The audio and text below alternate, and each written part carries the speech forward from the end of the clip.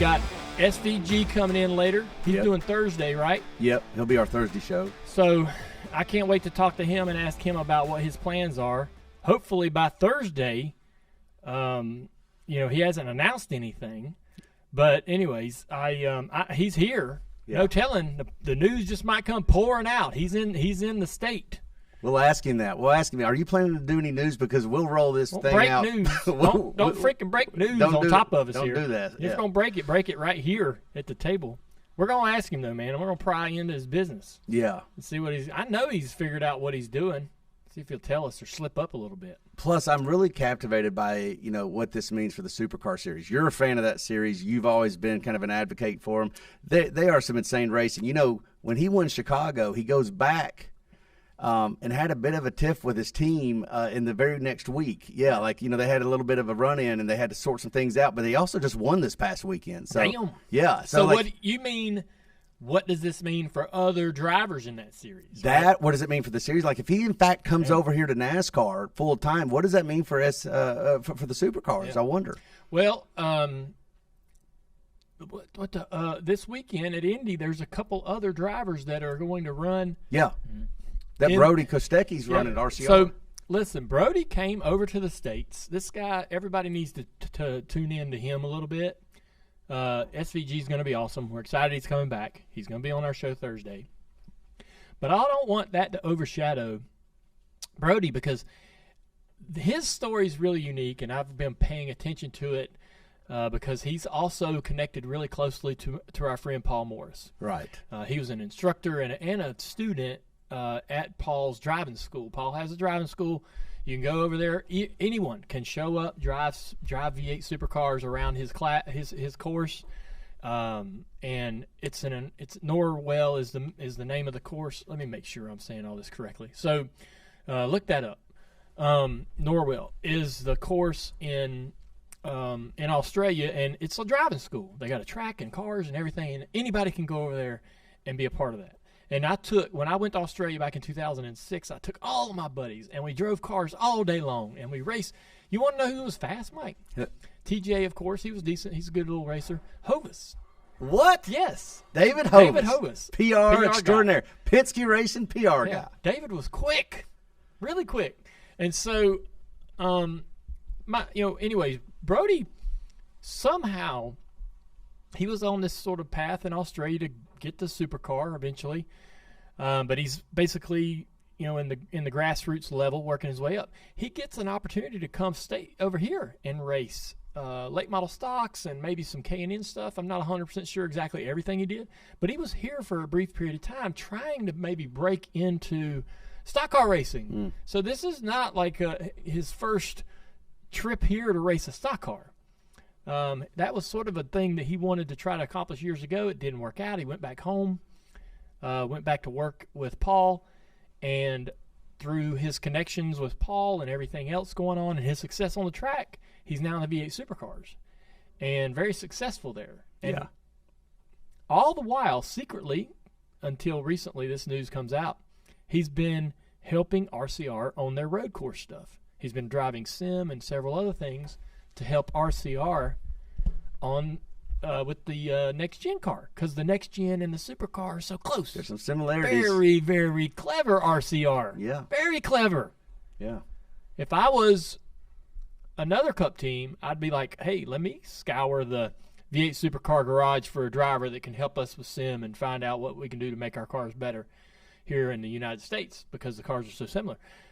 Brodie's through Brodie's hard work and efforts and impression he's left at RCR. Now he's got this opportunity to come race at Indy this weekend. And is Norwell the correct? Yeah, Norwell Motorplex. All right, so if you're in Australia and you want to go have some fun, Norwell Motorplex. Go see Paul Morris and our friends there. They'll hook you up. You'll have the best day ever. If you want fun, just go find Paul Morris wherever he is. Yeah. You can get to be at the Norwell Motorplex. If you just go to lunch with Paul, it's a great time. Yeah, it'll be a memory. And then Kobayashi, right? What's his name? Kobayashi, What? He's racing. Who is he racing for? 2311 in that 67. Yeah. Oh, that's right. That's right. Name. What is his name? It's not Kobayashi. It's close. Is it? What is it? I forget. I don't even know. It's Kamui. No. Yeah. Guys, come on. Yeah. Well, say it. Let's go to Ask Tiff. It's I'm gonna butcher his name, but it's Kamui Kimi. Kobayashi. Kimu. Kimu. Yeah. K-A-M-U-I. And last name is? Kobayashi. Yeah. It's Kobayashi. I was right. Yeah. So, Jesus. You were High asking for the probability first we name. butchered that thing all the way through. I just love just how on it these guys are back there. They got so much in front of them, screens and Google search and just every tool in the book, man, and they just crank it out. Well, I had forgotten about that, but 2311 didn't make that announcement. They did. You're right. Every time I lean on y'all, man, I'm going to tell you.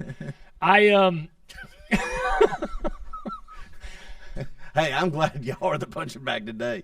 I It's love two it. Let's shows do it in a row. Yeah, let's do this. You were asking for his first name, right? No, just any help. So Oh. I didn't know if I was talking about that eats the hot dogs or what. So listen, Joey Chestnut's driving Yes. for somebody this weekend too, isn't he?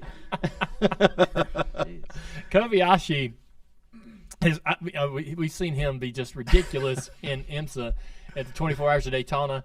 And every car that he drives in is like he's lights out faster than everybody else. It's a bit talked about, but it's also I've been on those broadcasts, and there's sort of this unspoken like, okay, yeah, this guy's way better than everyone else. We don't really dive, you aren't going to dive into that during the broadcast because you don't want to put the rest, put the rest of the guys down. But he's just so damn quick every time he gets in a car. And he was bad. Every time he was racing for Wayne Taylor, it was like, okay, he's going to be a second faster than everybody on the track. And so apparently I'm hearing rumors that the testing that they did with him, he was insane. Insane. So Kobayashi, SVG, Brodie, let's handicap these guys. Let's do it. All right. So or should we wait with the SVG? Now, let's No, do it now. we're Let's doing- do it now. Wow, we can't do that in front of him. Listen, Hey, gang, you're number 3, all right? Well, to be honest with you, we had this conversation last week, and we were trying to figure out what expectations you have with SVG. You said if he doesn't come out of this thing with a top 5, it's a disappointment. What about Brodie? Well, let's do that. Let's do it. handicap on the 3. Yeah. So I'm going to put Kobayashi at the top. Wow. Yeah. Wow. I heard his test was insane. Okay, at the top, are you saying he'll contend for the win? Of course, And do you think he will win? he could. So you're top, let's just say top 5 This for is. him. I don't see how this is like such a crazy statement. No, I'm just confirming. I'm just making sure I'm clear on exactly what you're saying. I want to talk about the 3 drivers. Yep. Not top 5s, not wins. Who out of the 3? That's what we're doing. Yeah. I think Kobayashi's at the top, SVG, and then Brodie. Okay. And I'm saying that not just on talent. I'm talking about maybe car and speed.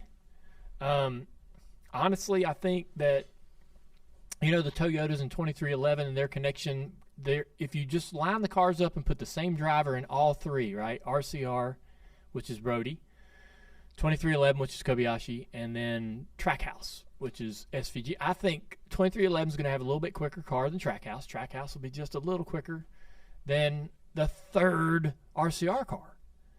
And so that's how I would categorize the cars. Then you throw the drivers in there, and I think Kobayashi with his speed and talent. Now, SVG has the experience of Chicago and will probably be less mistake prone. Like I'm talking about sliding a tire into a barrier or making a mistake, breaking a transmission or whatever. He's ran the car long enough to have muscle memory and everything and understand the grip of the tires and all that. So when it comes down to it at the end of the race, I think Kobayashi will have enough, information by that point to make some great laps.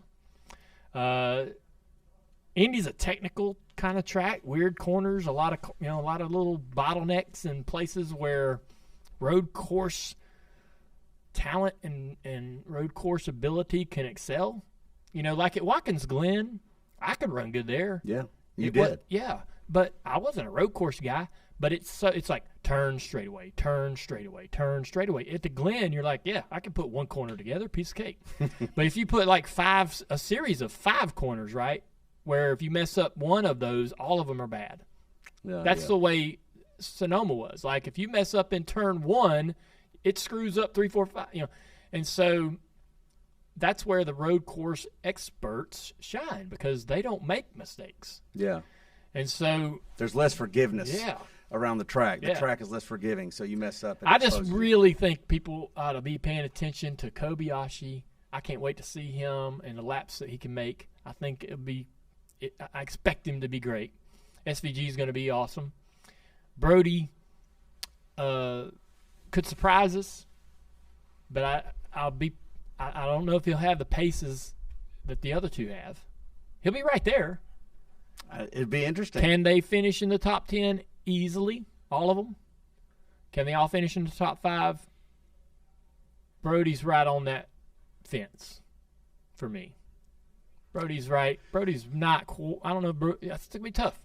I can't ever remember a time when we were so excited to see how the ringers were going to do. I mean, like we've had ringers, forever, right? Like they come in and come out. Some were better than others, but like, SVG sort of recalibrated the game, and now we got these other guys. Yeah. I mean, there's excitement about it. Yeah, you're right, Mike. 20 years ago, we'd have somebody come in, even Boris said, would get in a back marker and run top 5. Yep. So, Ron Fellows would drive a average car into the top 5 or battle for the win. Marcus Ambrose even. But now, I mean, we have way more road courses on Xfinity's, and there's all the drivers that are coming up through are getting much more experience on road courses. There's more road courses on the Cup schedule now. All of these people in all of our drivers are, over at GoPro running laps all week long, just doing everything they can to get better at road courses. It's starting to show. And so when the ringers would come, they were normal. They were average. They were marginalized, right, when they would come race with us. They weren't ringers anymore. And up until SVG dominated Chicago, no one felt like there was a big threat from the outside, right, when somebody would come. We'd seen Project 91 put F1 drivers and all kinds of, we've had these drivers come race with us already just last year. And nothing, it wasn't, they weren't a threat, right? But that was at Watkins Glen. That was at racetracks that all of our guys have raced at. Right. So now we're going to Indy. I think our drivers will put up a better fight than they did at Chicago. Chicago, everybody was sort of with the weather and the weirdness of the surface of the track, and it was all unpredictable, and the drivers raced timidly, where SVG had nothing to lose. And we're acting like Indy Road Course is this track we've been going to for years, but it's still relatively new if you really think about it. Yeah, but I think there's enough experience there that our guys they'll go in there with more confidence than they did at Chicago. Here's what I wonder, though. Do they like it? Do they like running the Indy Road Course? And the reason I ask that is because that's a whole other conversation. It is another conversation, but the thing is that I remember you in road courses, and you were just you were so defeated before you even got there because you hated him. And so it made me realize that it's such a mental game. Like the mental game is really important on these road courses, and you have to embrace it. And I wonder if they embrace it. You got these guys that come in like these three from overseas, and they're going to come in there. They're going to love it. And I wonder how generally our drivers approach the Indy Road Course. Last year it was a cluster, and everybody had nothing but bad things to say, right? Well, yeah. I mean, the Indy Road Course is a really fun track, except for turn 1.